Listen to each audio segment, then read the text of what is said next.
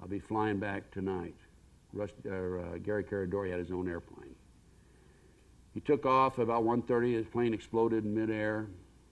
Came down. He died, of course, and his 8-year-old son died. They'd been back there together. He flew his boy back there. Saw the All-Star game, went over and talked to Rusty in the meantime. Rusty disappeared. 3 years ago, John DeCamp, the attorney I'm working with, by the way, I'm going to Lincoln next weekend for a speech in Lincoln at the request of John DeCamp. John DeCamp, I forget, I lost my train of thought right there. The airplane blew up, and now John DeCamp we located Rusty in jail in Portland, Oregon, here about 3 years ago. And we went out, John DeCamp went out and talked to him, and he had been arrested with no tail light. And when they arrested him, they searched his car, they found some pornographic pictures. John learned from Rusty that he had tens of thousands of pictures of these prominent politicians, Washington, D.C., congressmen, senators. He had planted them in the trunk of an old car near Taos, New Mexico, and also in the mountains, in a cave in Colorado. John went to Taos, New Mexico, the exact location where the car was. He was met by the sheriff and told he could not come onto the property. We still have not been able to get to the mountains in Colorado. In the meantime, John brought Rusty Nelson back to Nebraska and as a parole violator, and he was recently arrested, out on parole, and he was recently arrested as a parole violator and sent back to Oregon. We're concerned about Rusty's life. By the way, there is, if you want information on this case, for those of you who have websites, you can write this down. Here's a email. Write to this email and she'll send you the 55-page report that I did on Rusty Nelson. It also explains the Nebraska case. It's capital N, capital G, small O-S-C-H, capital N, capital G, small O-S-C-H, at AOL.com. That's capital N, capital G, small O-S-C-H, at AOL.com. Anyway, that's Noreen Gosh. Noreen Gosh's 12-year-old son, a newspaper boy in West Des Moines, Iowa, was kidnapped by this group of out of Omaha, Nebraska, part of the ring. What did I learn from the Nebraska case? Well, Rusty Nelson has gone back to, let's say, he's gone back to Oregon. We don't know what's going to happen there. But I learned that there is a large-scale international ring operating out of Washington, D.C. It's a covert CIA operation known as the Finders. And they are actually involved in kidnapping children. That's their mission. I was able to gain access to a U.S. Customs report. And in 1987, Tallahassee, Florida, the police department, I'm off?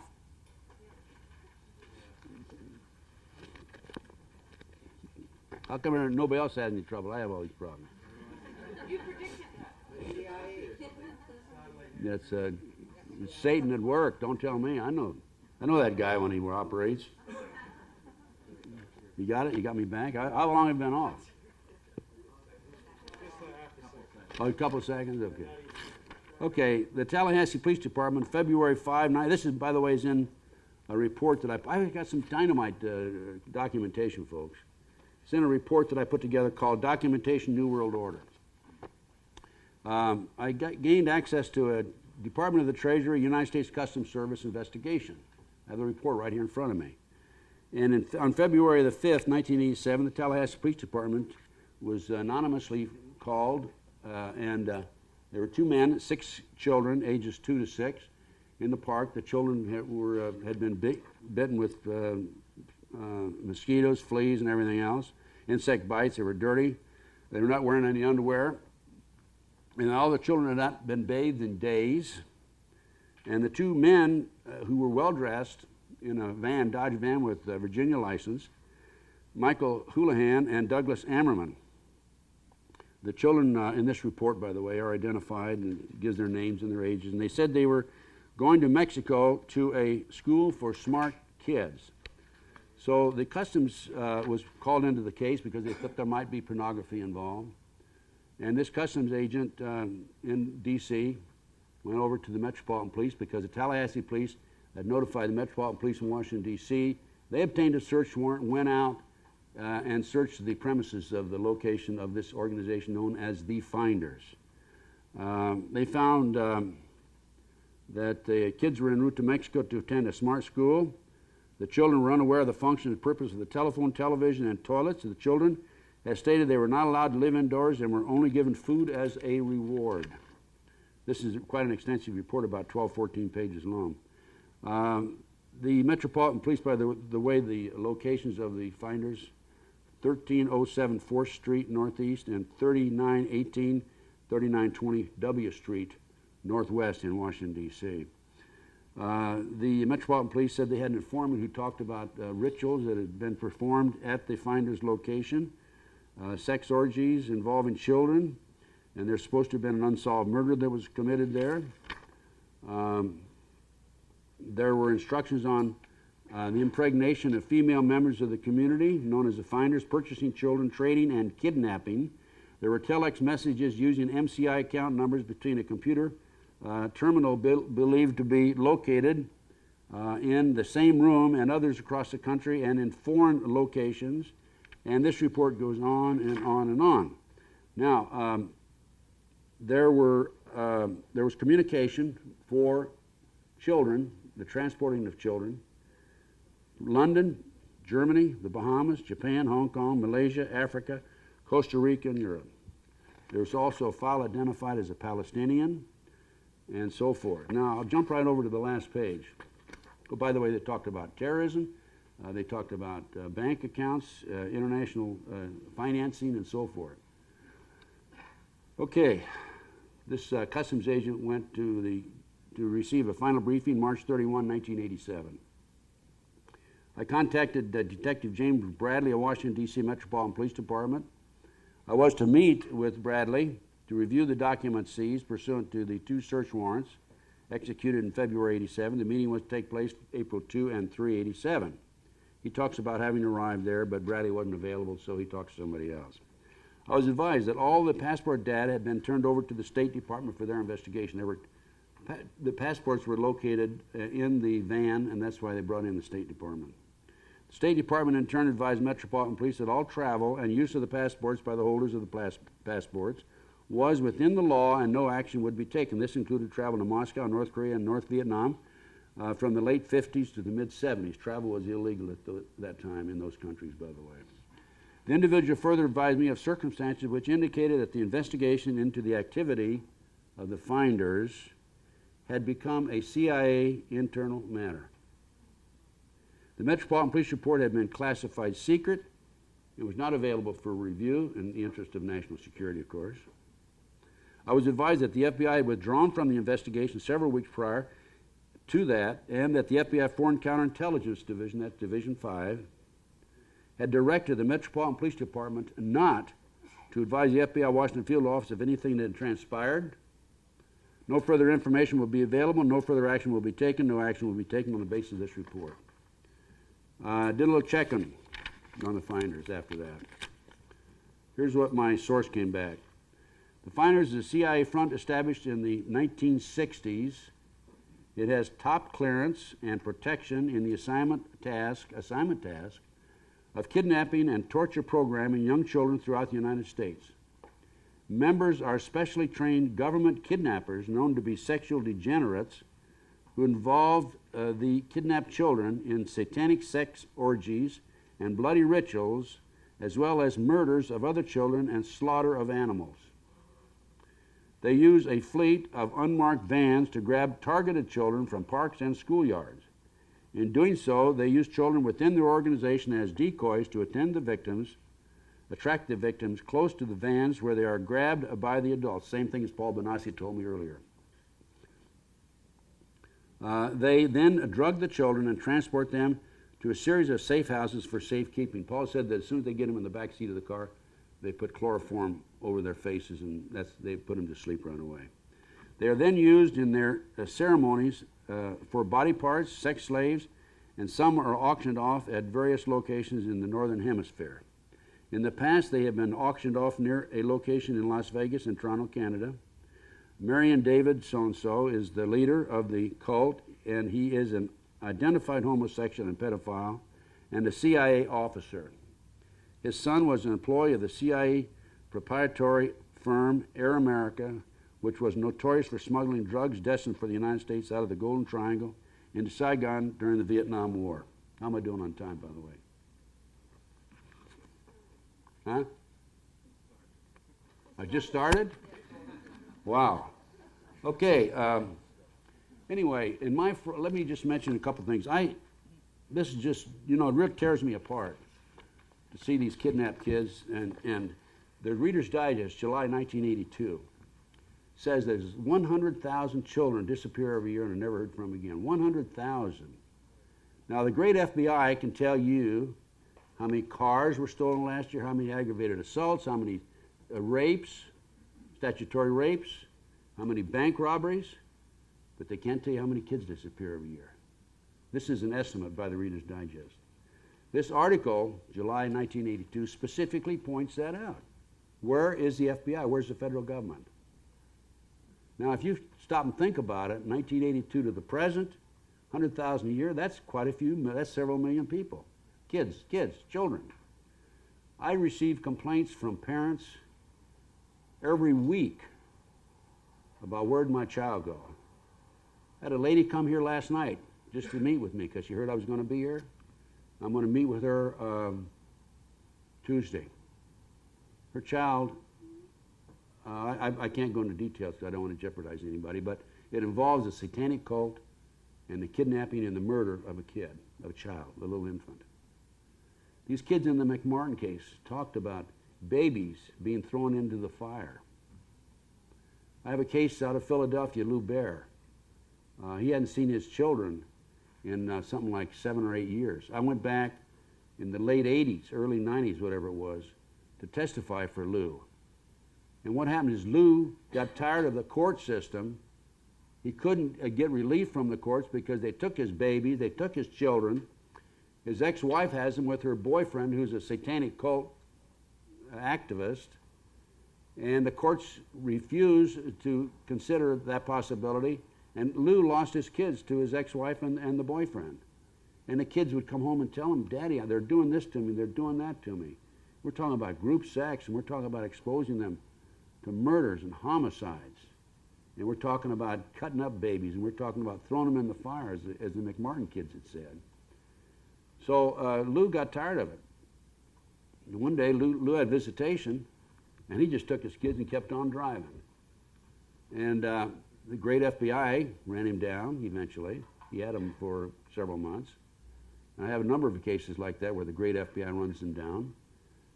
And brought him back, and he hadn't seen his kids, as I said, in like 7 or 8 years. But I was in the process of going through the court system, I was attempting to help Lou. And when he had the kids in his possession, after he left, he didn't really push him on what happened and so forth. He just kind of let nature take its course. And the kids were drawing these pictures. They were drawing pictures of babies being thrown in fire, and of people standing around chanting, and people in robes, and that sort of thing. And so, as a so-called expert on Satanism, Lou sent me the pictures, and I said, Lou, I can testify that based on my experience in these type cases, that your children have been exposed to satanic cult activity. Now, the telltale picture of all was a totem pole with a goat's head at the top of the pole, and that particular emblem or the pole is a symbol that's only used in the very highest levels of Satanism.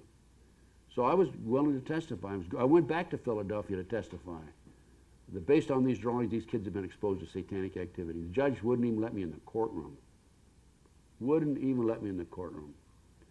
Lou's lost his kids. I talked to Lou just the other day. One boy's 18 years old. He said that the kid called him the other day, said he's scared, and Lou told me, so you can get out, you're old enough now, but can he? You know? I mean, what's going to happen to him? Are they going to kill him? The lady that came to see me last night, they've tried to kill her. This is rampant. I have personally gone to the FBI. I've written them letters. I've begged them to conduct an investigation on this international trafficking of children. They came to interview me on a case one day on the, you remember that Larry Wayne Harris anthrax scare in Las Vegas here several years ago? I have my own TV show, and I had just interviewed Larry Wayne Harris the night before he was arrested. He was arrested the next night, and so they sent, and they found out that I had interviewed him on the on my TV show, and they sent an agent, a female and a male agent, out to interview me. They didn't know who I was until they walked in, saw my FBI seal and all my letters of commendation, pictures of presidents shaking hands with me, and I said, "What are you here for?" They said, "We're here because we know you interviewed Larry Wayne Harris." That's right. I said, "Let's sit down. I'm going to turn this tape recorder on. We really don't like tape recorders. We don't want to be taped." I said, "Well, if you're going to talk to me, you're going to be taped." I insisted. And I taped the conversation, and at the end, I said, "Okay," they asked me the questions. At the end, I said, "Okay, now it's my turn. I'm telling you about an organization in Washington, D.C., a CIA covert operation known as the Finders. I want you to investigate it." So I've got them on tape there. I've written them letters. And most recently, I learned about a CIA assassination team that was going to Central America and Mexico in May and June to assassinate 400 civilians and Americans and civilian natives and military personnel, everybody who had knowledge of the drug operation involving the Bushes and the Clintons, bringing drugs in the United States. And then when they got to assassinating those 400, they were going to come up here and assassinate some 100 Americans in July and August. I wrote a letter May the 1st to the FBI, copy to Washington, D.C., and I told them I had this inside information that the CIA was going to send the assassination teams down there, and I want to put them on notice that this is going to take place and is happening. And do you know what? In the interim, May the 17th, USA Today, there was a little squib in the USA article, in the newspaper, an article, and it said that a fellow named Sepulveda, an American from Puerto Rico, had been arrested with a cache of arms, camouflage equipment, and bombs. Now, I subscribe to USA Today, okay. I received every issue up to the 16th, and I received every issue since the 18th, including the 18th. I did not receive the issue of the 17th that had that little squib in it. Don't you find that a coincidence? That shows how closely they're watching my mail, okay? But I had a friend of mine that called it to my attention. I immediately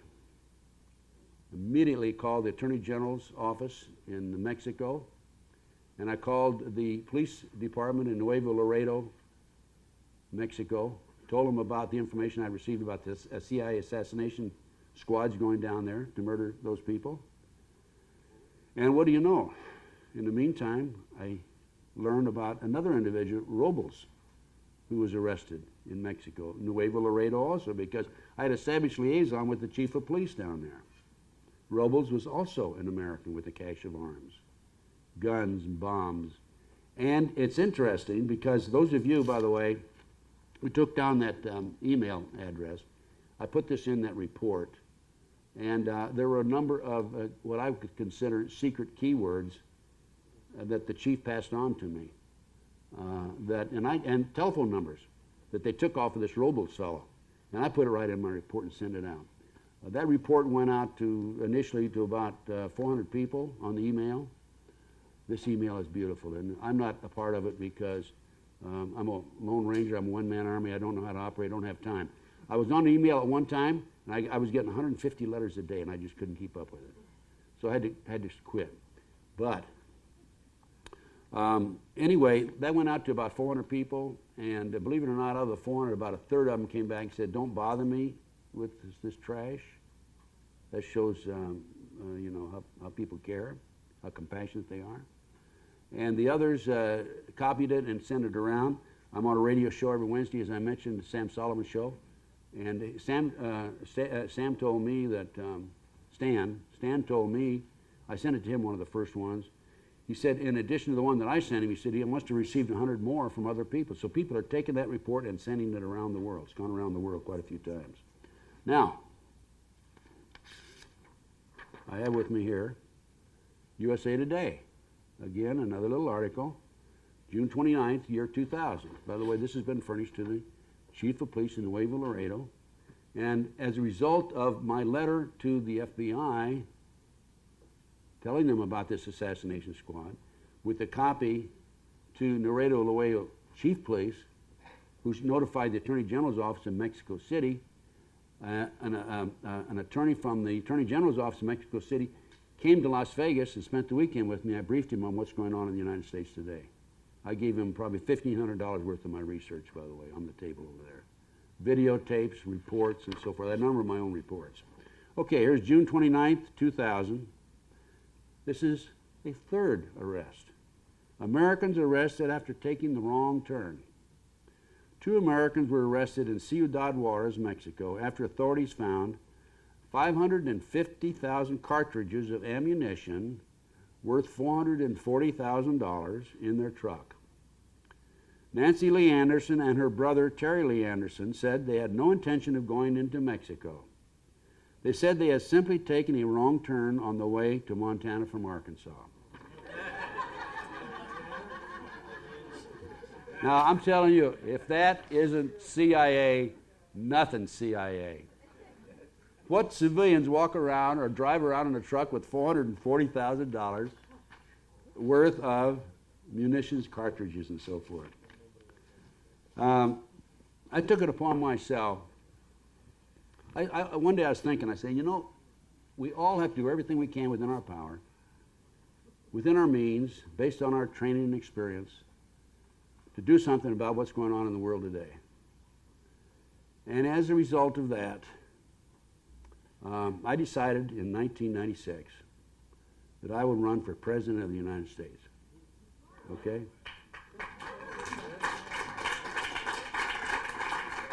Don't clap yet, because I got to tell you the end of the story, okay? So I figured, I'm saying to myself, let's see, I've been a Republican, basically, but in order to really get the word out, I think the thing I have to do is registered in the Democratic Party, and then go out and try to become president through the Democratic primaries, which means I would go to the primary rallies and so forth. No question. Is it? I've got 30-minute countdown. I got 30 minutes to go. 40 now. 40, okay. And I'm saying, well, look, I'll tell you what I'll do. I am saying to myself, I'm going to register in the Democratic Party so I can take Bill Clinton on head-to-head, toe-to-toe. He was the president, right? He was going to rerun. And my idea was this. I would register Democrat in the primary, go back to New Hampshire, the first series of voting, right? And get on the Sunday before the primary, Tuesday, I would run a copy of the Clinton Chronicles. And in addition, I would attend the rallies and do whatever I could to expose this guy for what he is, phony, sex maniac, you know, no good SOB. Those of you, you know what the Clinton Chronicles is? It's a story about Bill Clinton's drug operation and his sexual escapades and all that sort of thing. It's a tremendous expose. He didn't inhale. Yeah, and he didn't inhale, right. So anyway, I had a fellow come forward and say that he was going to get me some money. He said, look, I said, I can only take so much money by law. He says, no, I'm going to put you in a business deal. I'm going to bring some money up from overseas. I got this trust and all that. And I found out later he was a plant by the government, by the way. But anyway, I had all these promises, and I thought I was going to be able to do it. So I called the ABC affiliate, which is the only affiliate in Manchester, main ABC affiliate there, And I talked to Julie Capiano, I think is her name. And I asked her, I said, how much is it going to cost me for a Sunday night show, prime time, 8 o'clock? She said $10,000 an hour. I said, okay, I need two hours. That'd be $20,000, right. She said, call me back next week. And I called her back next week, and I said, okay, I want more details on it. She said, Mr. Gunderson, I'm sorry, but I misquoted the price. The price is $120,000. So that just shows you the control of the press. Anyway, I never made it to New Hampshire. Didn't have enough money for a plane ticket, to be honest with you. But I did register. Cost me $1,000. And I came in 11th out of 21 candidates without even appearing in the state. I registered in Texas. Now, I used to be in charge of the FBI in Dallas, Texas. And that cost me $2,500 bucks. And I went down, campaigned for about 3 weeks, spent about $5,500. Fortunately, somebody else financed me. An elderly lady, I shouldn't say old, elderly lady who had been a former state senator herself in Texas, knew the ropes. Myra Dipp was the name, out of Tyler. And I came in 5th in the primary in Texas. I gathered over 15,500 votes. In fact, I did so well on the Democratic ticket that the Republicans were talking about recruiting me coming over their side eventually. I'm just kidding, of course. But it was fun going to the rallies, and I would talk to these people. I got in line behind some guy one time. I said, who are you going to vote for? He said, I'm voting for Billy. Billy? I said, why don't you vote for me? Well, who are you? And I said, well, let's see, here's what I stand for. I stand for this, this, this, and this. You know, all conservative approach to politics. He says, no, I'm voting for Billy. I'm not voting for you. And I said, well, let me give you this literature and read it. No, I don't want it. He wouldn't even read it. But anyway, it was kind of fun. And then I'd talk to these various individuals and try to explain, you know, what a phony Bill Clinton was. It's kind of like going into the enemy camp. But anyway, it was an experience. I came back, re-registered independent in Nevada, ran for Congress in Nevada, 1st district. And I did all right there. I came in 3rd out of 5 candidates, right behind the Republican and Democrat. But the point is this. I'm saying I'm doing everything I can within my power to make a change. Now, I knew I wasn't going to be elected president of the United States, but I figured I got to do it. I've got to do it. Do you know what it costs to register in the primary in every state in the United States? Over $100,000. Okay. Colorado took my money just to be on the ballot, right? And they didn't put me on the ballot. They said, oh, that just gives you the privilege of having people do a write-in with your name. And then I talked to a precinct captain after the election. She said, we were given instructions not to put any of your information or your material on the table. Keep it under the table and only bring it out if people asked about you. Oregon and Tennessee would not put me on the ballot, even though it didn't cost anything, because I was not a viable candidate. I wrote to both of them, and I said, hey, wait a minute. I've been on every radio talk show in America, Larry King, hard copy, Inside Edition, 48 hours, 2020, and I'm not a viable, and I'm former head of the FBI, and so on and so on, and I'm not a viable candidate. That's right, you're not a viable candidate. So it's a rich man's game, and the only way you're going to do it, make it, is to belong to the club, and the club is the Illuminati, let's face it. Now in skull and bones. Now here's another problem we have. There are electronic voting machines out there. The electronic, by the way, all this information is in this book, this documentation, what I have here. These electronic voting machines, there's no paper trail. They can be manipulated. They can be fixed. There was a candidate in New Orleans who lost, and she went in the next day with the video camera and with the machines and voted for herself on the same machine dozens of times, and every 3rd vote when she voted for herself went to her opponent.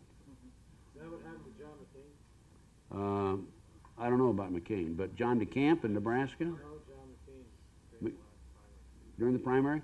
I don't know about that. I wouldn't be surprised. But in Nebraska, John DeCamp ran for governor, my good friend, the gentleman behind the Franklin cover-up who's trying to expose it. the case I mentioned a few moments ago. He was out of 5 candidates in the primary, Republican primary. He was leading a week before by the polls with 36%. And when the vote came in, he came in third with 14% of the vote. Not only in one location, but every location across the state. What this is, they're arrogant. They're saying to John DeCant, hey, we control it. You get 14% in every precinct, and that's all you're going to get. Now, on the McDonald case, let me mention this also. There were some satanic signs left in the house. I don't think I covered this, did I? There was a headless doll. Excuse me, there was a doll's head. There were unexplained feathers. There were 10 shallow ice pick wounds in the 2.5-year-old's chest in the form of an S. I asked Alina what that stood for, and she said it stood for Satan. So these people are, as I said, they're arrogant. They're letting us know they're around. There's subliminal messages every day. You can walk down the street, drive, watch TV, look at the magazine. I see subliminal messages constantly. How many times have you seen the Illuminati diamond? Lots of times. Yeah. You see it every place. The triangle. You see it. And I'll tell you something else. You look at the Republican and the Democratic logo, you know the 3 stars at the top? Well, at one time, the point was at the top. Now it's been inverted, the goat's head. Stars at the bottom with the 2 stars like this, the Democratic and the Republican logos. Look at it next time. That's how strong they are. The press, I blame a lot of this on the press. Oh, by the way, I had my own, I started to mention, I had my own radio show. Another step by me to try to do the maximum, whatever I could do. I had a show for about 2 years. It was 2 hours, 5 days a week. And I would pull in some ex-FBI informants, some ex-CIA guys, Black Ops. Chip Tatum is an example. Another one was Darlene Novinger. Novinger was able to develop information that put George and Jeb Bush into the drug operation. She developed this information as an FBI informant. Came back to Harrisburg, her main place of operation. Talked to the Harrisburg FBI agents, and they sat her down for 7.5 hours, said she's hallucinating, she's lying, and she did not break. She stuck with her story. Later, her husband disappeared. His body was found in the river in Harrisburg, Pennsylvania. Only it wasn't his body, it was somebody else's body, but it has his identification on it. Her father, she received a phone call 2 weeks before her father died from a woman named Holiday in the state of Washington, who told her that your father's going to die in 2 weeks. This is the way they operate. So I blame my radio talk show was great. I had a lot of fun. I developed all kinds of information. I have Chip Tatum was one of my guests. Chip is now in hiding in an island in Central America. He went public, became a whistleblower. And as you know, that the CIA didn't like that at all, and they were getting ready to go after him. And he was a fugitive right now today, living in this particular location. I can get to him if I have to. I don't even try because I'm covered like a blanket. I'm being watched constantly. I went to Philadelphia May the 3rd to the 10th of this year, and while I was gone, I have a condominium on 3rd floor. I was burglarized, no forced entry. They took a number of my files and some of my sensitive information. I had information there about the Oklahoma City bombing. I personally made 2 trips to Oklahoma, by the way, and investigated it myself. I got my own bombing report over there. The truck bomb was not a fertilizer bomb. It was a barometric bomb, electro-hydrodynamic gaseous fuel device. It was a bomb that at the time was only known to 10 people how to assemble it. McVeigh wasn't one of them. I happen to know that there were at least 11 other people besides McVeigh and Nichols involved in the bombing. There was a fellow named Terrence Yagi, police officer, black man, 6'4", 275 pounds, powerful man. He was a buff, a video buff. He was a block from the building when it blew up. Terrence got his video camera out immediately, went over, and he saw FBI agents and BATF agents coming out of the surrounding buildings with their jackets on that said BATF and FBI. What's the ATF? Bureau of Alcohol, Tobacco, and Firearms. ATF, in other words. He started investigating the case himself like I did, and all of a sudden he's contacted by a group of prosecutors, quote unquote, 5 states prosecuting task force. And they talked to him, they talked to his wife. He was to meet them at 9:30 outside of Oklahoma City at a smaller community. They found his body at 1:30. There was blood throughout his car. Somebody had disassembled the seats, taken them out. He had lacerations around his ankles and wrists. He had handcuffs. He had handcuffs on. He was stabbed in the jugular vein here and in the jugular vein here, and he had 11 cut marks up both arms, total of 13, which is Satanic cult. And he was found a mile and a half over into a cornfield someplace, shot himself, and he was suicided. We call it Arkancided, actually. He was suicided. They said it was a suicide. They wanted to get their hands on that videotape. And they don't think they did. I don't know where it is. But there were more people involved in that than McVeigh and Nichols. McVeigh was a patsy, as my friend back here mentioned it. This bombing was, the purpose was to pass the anti-terrorism legislation. I gave a speech in Palm Springs. Let's see, this was April the 19th, and I think it was May the 3rd. The national press was there because Mark Kornke from Michigan was the main speaker. And when I accepted the speech, I didn't know Kornke was going to be there. They said, "Will you give a speech?" And I said, "Sure, I'll give a speech to anybody." And so I went down there and I found out Kornke was the main speaker, which is fine. But they had Time magazine, everybody else there, mainstream. And in my speech, I said that this was an act by a demonic element within the government that wanted the anti-terrorism legislation passed. And I was right. I was right on target. Now, this anti-terrorism legislation in America was written under the Bush administration, and one of the authors is a female Department of Justice attorney. She made the statement publicly: before this before this passes, people will have to be killed. This was back in the 80s. Along comes the World Trade Center, 1993. New York Times, October 28, 1993. You want to get I got a copy of it in here, by the way. It states that the FBI had an informant, Salmon, who was in with the terrorist group involved in the terrorist attack itself. Salmon told the FBI in advance about the bombing, and the FBI not only knew in advance, they furnished the ingredients for the bomb. But there were only 6 people killed there.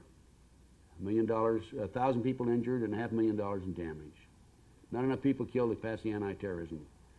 2 years later, 168, there were enough. I have a video back here, Oklahoma City cover-up. It's the TV that was shown the afternoon of the bombing in Oklahoma City. And the announcer says, hey, they found an unexploded bomb, and it shows people running from the building.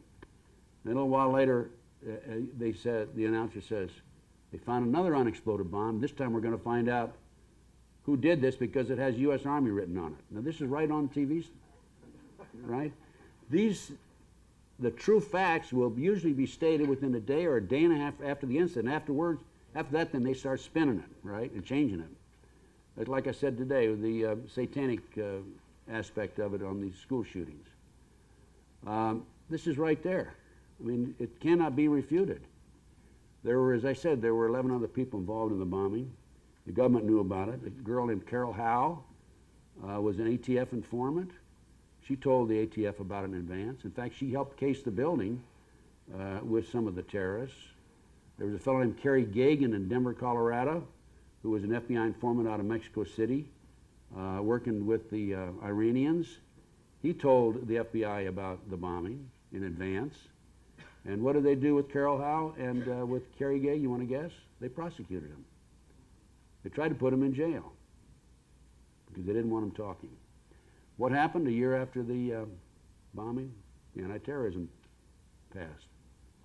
Took away our constitutional rights in the way of indiscriminate wiretaps. The president can designate a group as a terrorist group and say they cannot earn any money. It allowed the CIA to operate internally.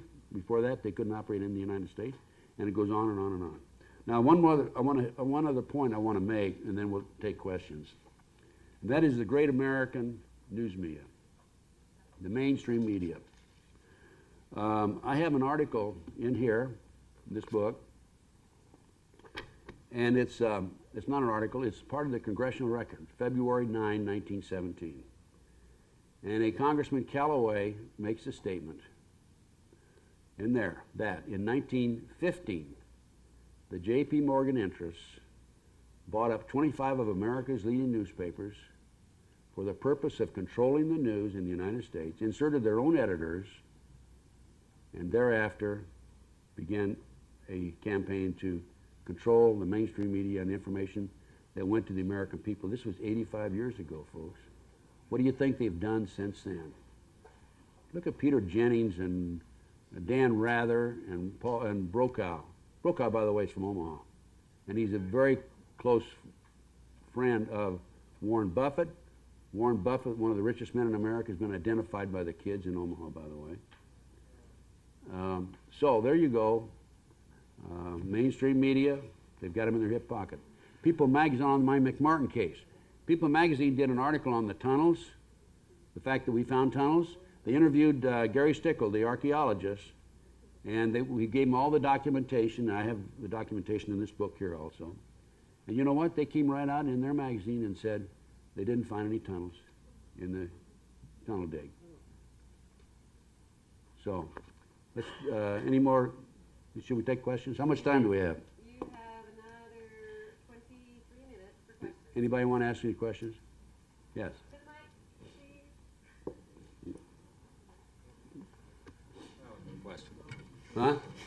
It's interesting that the head of the KGB over in Russia is now president there, and the son of the former CIA director in the United States is going to be president here. And my understanding, I heard this, and I'd like your take on it, is that they picked Dick Cheney because he's 63 years old or something. He'll be 71 in 8 years, and he certainly won't run for president at that time. And so that'll lay the groundwork for, guess who? Hillary. Jeb. Oh, Jeb? Okay. It doesn't surprise me. What do you think? My informant, actually ex-FBI informant, Darlene Nobinger, has put Jeb and George Bush into the drug operation. Jeb along with George Sr. Another question there?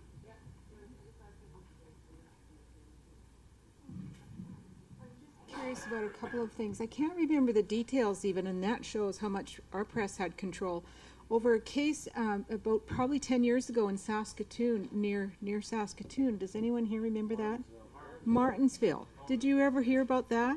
No, ma'am. Several children as well, and I don't know, I'm struggling anyway, just so people wonder about that too. And there was claims by the children there, all of them, of satanic Oh, it's very problems. common. There are, I'd estimate, a little under 4 million practicing Satanists in America.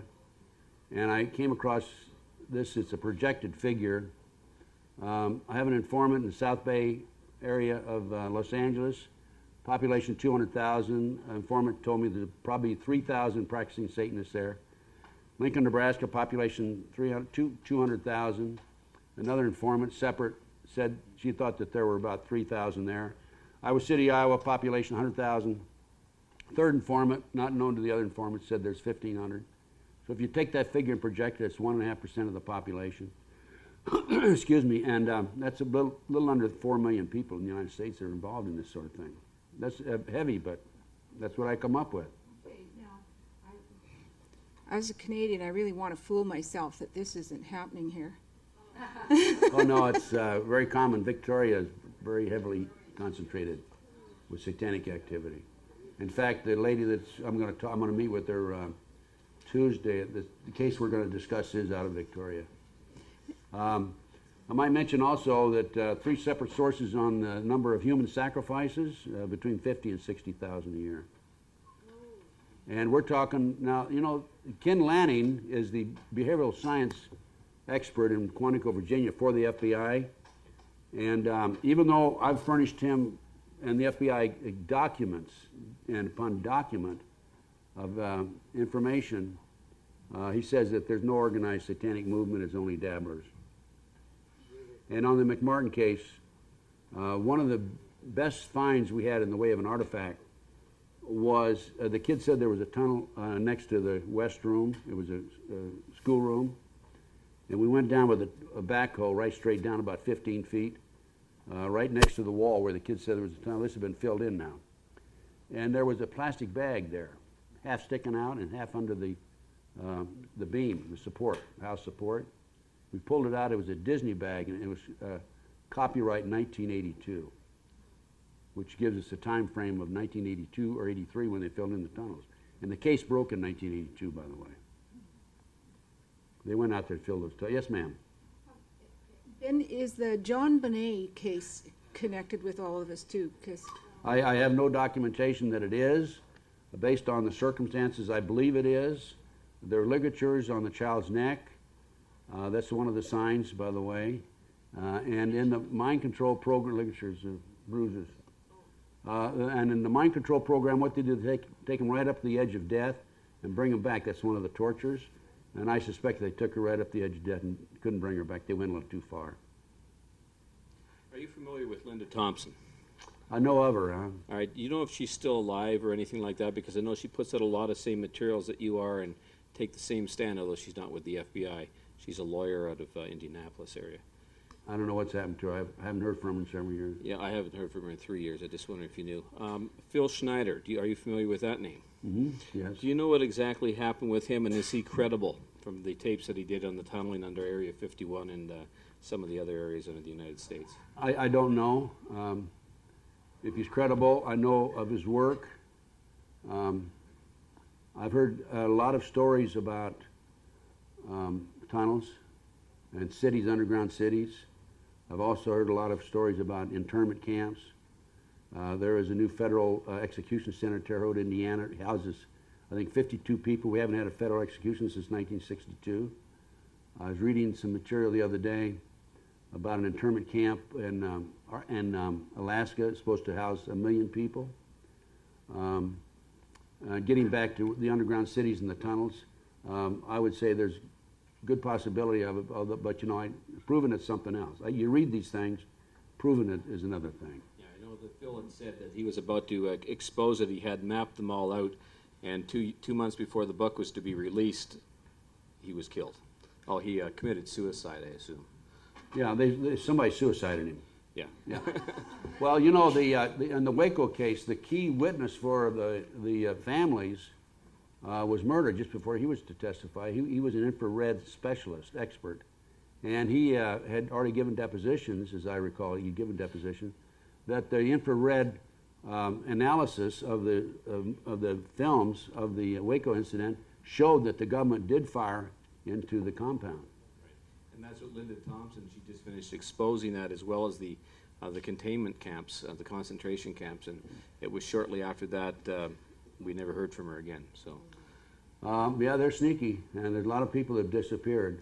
I can tell you this on the internment camps.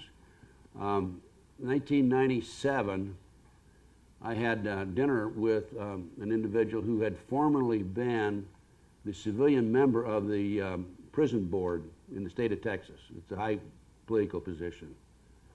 And he told me that in Texas they have 8 brand new prisons that are manned with no inmates. So I can guarantee that that's a true story. And there's no reason for him to tell me otherwise. Yes. Hi there. As you know, I have a 2.5-year-old daughter. You actually met her at Beautiful lunch. child, like her mother. Thank you. And I live in in the 3rd largest city in Canada. What are some of the practical things that we can do to safeguard our own children? Because nobody wants this to happen to their own child. with your experience, do you have any practical pointers, things to look for, things that we can identify as parents to keep our own children safe and to inform other parents? Are you a working mother? No, thankfully I'm not. Well, then you're in good shape. I recommend that that the mothers be the mothers. That's one of the problems in the world today. There's too many mothers leaving their children with somebody else. The preschools are a breeding ground for the satanic activity in many instances. The Virginia McMartin in the McMartin case has traveled all over the world setting up preschools.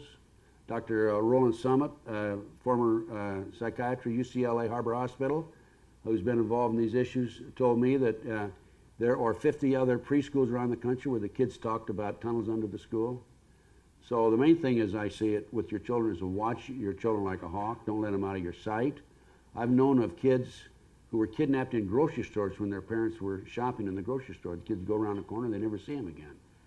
I know a mother who was shopping in the grocery store, and she looked up, and this man was carrying her child out the front door. And she ran out and grabbed the kid, and the guy went on and laughed. So I think the main thing is to, you know, watch your child like a hawk. Don't turn your child over to anybody else. And if you do have to have a babysitter, make sure you know the babysitter.